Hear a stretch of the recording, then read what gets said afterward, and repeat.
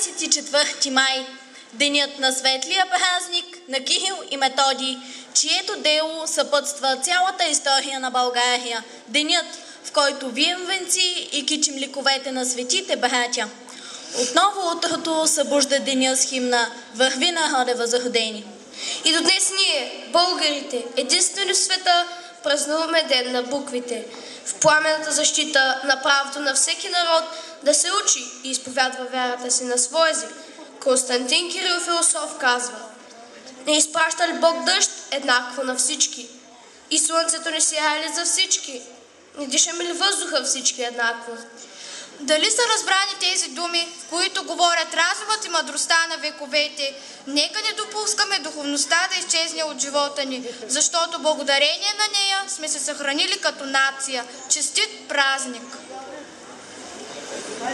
Уважаеми госпожи, госпожици и господа, гости на нашето тържество са госпожа Вяра Петрова, народен представител, госпожа Дадакова, бивш учител от училището. И други.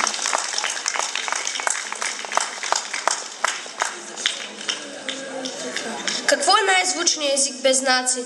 Не приличат на пчелици, тези малки букви от чернило. Така си мислил Константин. И ден след ден измислял все нови и нови букви пчелици.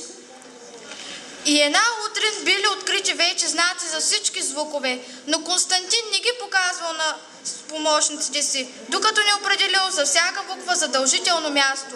Така ще ги научат всички и няма опасност да се забрави някоя. Най-първо поставил А и я нарекал Аз, после Б наречена Буки, след нея В, Веди и така нататък. Нетърпеливите помощници веднага станали ученици, научили знаците и реда им още същия ден. Аз, Буки, Веди, глагол, добро, изговаряли имената им, отбелязвали буквите и се надпреварвали, кой да ги изписва по-красиво.